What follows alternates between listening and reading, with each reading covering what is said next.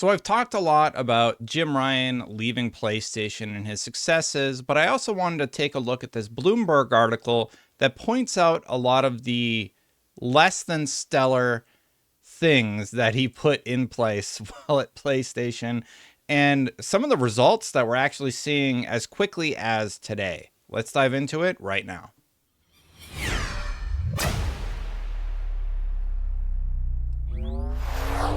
So first things first, Schreier. It's Schreier, right? Is it Schreier or is it Schreier? Well, I don't. I'm not doing it purposely. Anyway, why PlayStation fans are cheering CEO's departure. A lot of us saw Pio's, reaction and all that stuff, and it was a little surprising to say the least. So we have this article from Bloomberg come out where he's talking about PlayStation fans who are actually happy that Jim Ryan is leaving, and when you start looking back at some of the things that have been said, it's really, really interesting. For example, at one point, he infuriated retro game fans and preservationists by saying that the old PlayStation 1 and 2 games looked ancient.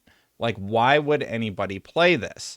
That was one of his early things where he was talking about old games, and I believe it was something about backwards compatibility, and it just came off super tone deaf. I think for the most part, gamers like the idea of having backwards compatibility and not being upcharged or recharged to play their games again. Look at the recent Red Dead release on Switch and PlayStation, where they had to pay a higher upfront fee than, say, on Xbox, where you could basically get that game by putting in your original disc and paying less money overall for the remake.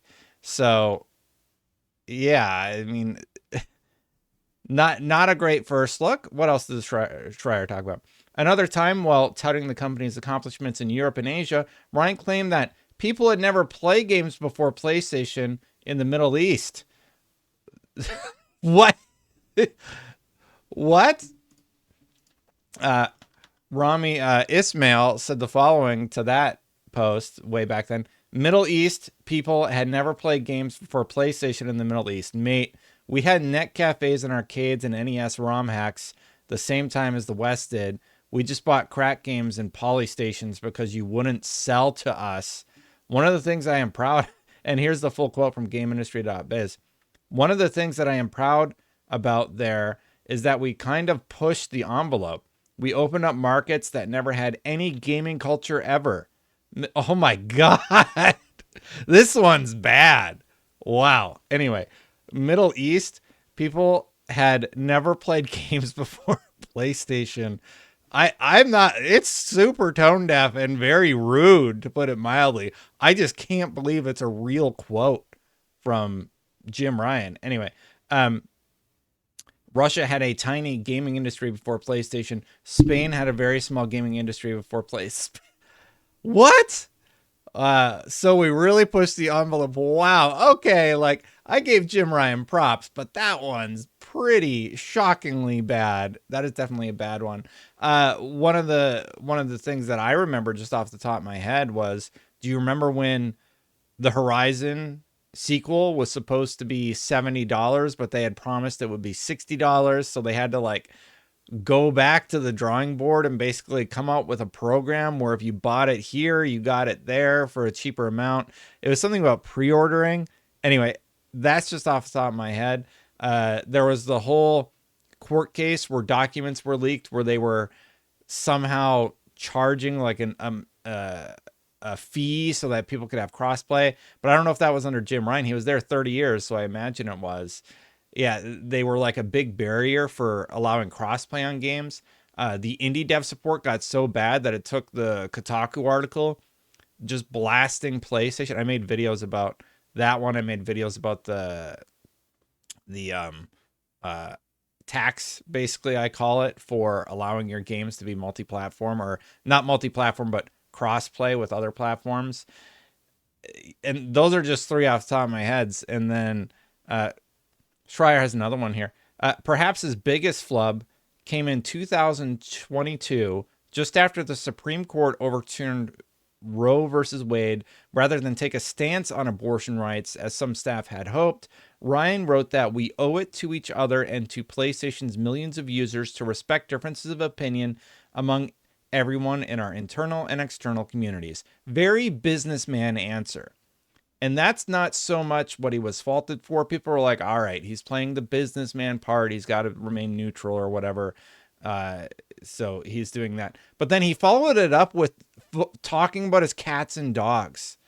Like, as we reported at the time, he went on to tell a goofy story about his cats and his desire to get a dog. Read the room, my dude.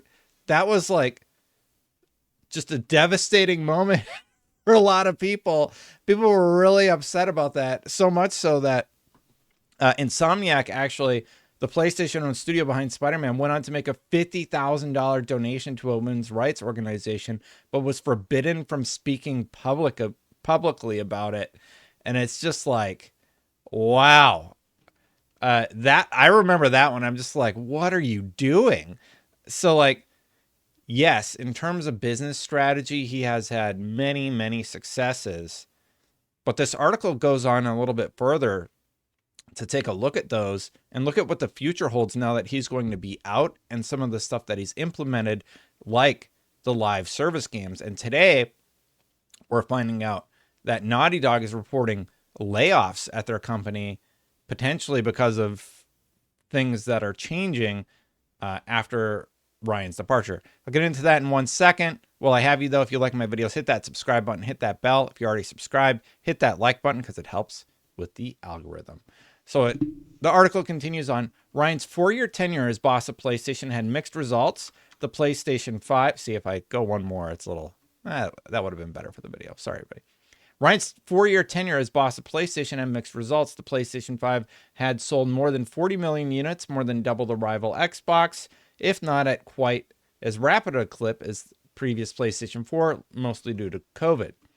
But over the last 2 years, and this is the important beat, Ryan has overseen a PlayStation shift towards games as a service, a popular industry buzzword referring to video games, usually multiplayer, that can be monetized over long periods of time.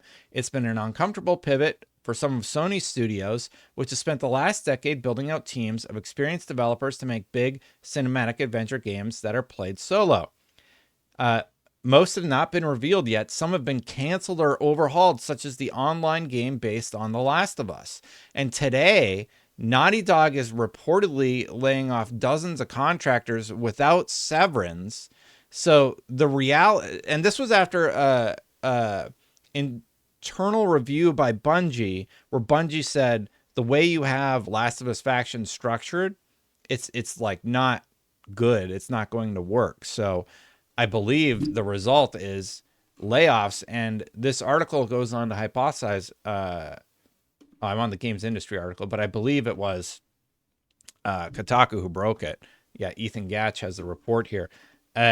So they were asked to keep it quiet. I'll link to the Kotaku article. They were asked to keep it quiet, and they're not being given severance. It also seems to be hitting the QA team, which means there's not going to be a lot to QA from Naughty Dog, which this is all like, okay, what does this mean? What does this mean? What does this mean? So it's a lot of guesswork on everybody's part. But when you're laying off your QA team, that probably means you don't have anything in the works. And what was the big thing they had in the works? Faction. So after a big internal review by Bungie came along and said, yeah, this isn't going to work. And it seems like it could have been shelved, according to the Kotaku report. Here's another one. So he continues on in the Bloomberg report. Early last year, Ryan helmed Sony's acquisition of Destiny maker Bungie, one of the top service game developers in the world, in hopes of accelerating this pivot. But it took Bungie decades to develop the teams, technology, and production pipelines that have made Destiny successful. And even so, they had some serious growing pains along the way.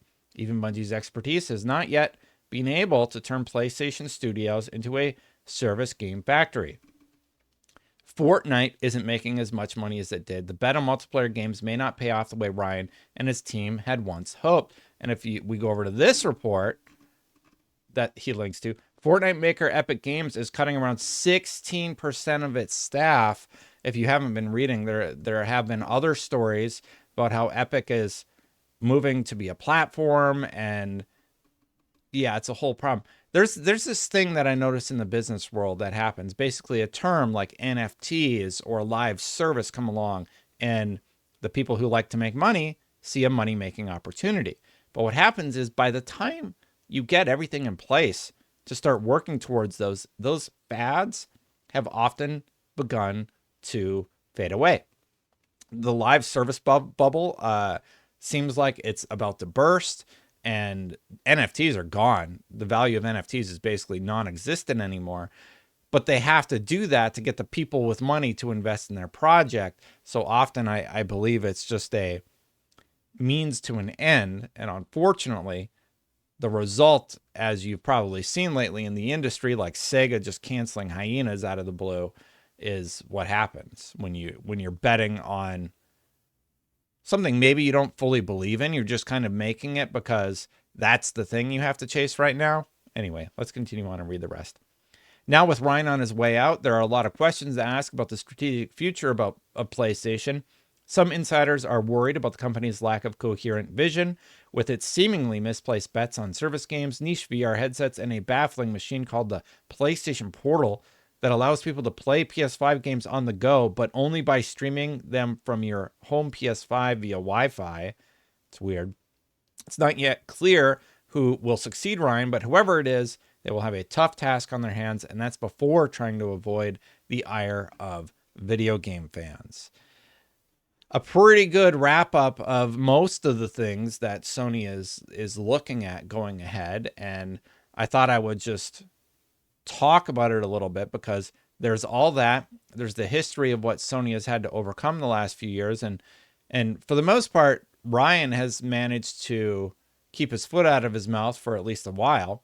And well, no, not really, because then he went all in trying to get all the senators or whoever to stop the Activision Blizzard deal, but that seemed to backfire on him because all the Republicans are like, wait, why are we stopping an American company exactly from acquiring another American company? What's going on here?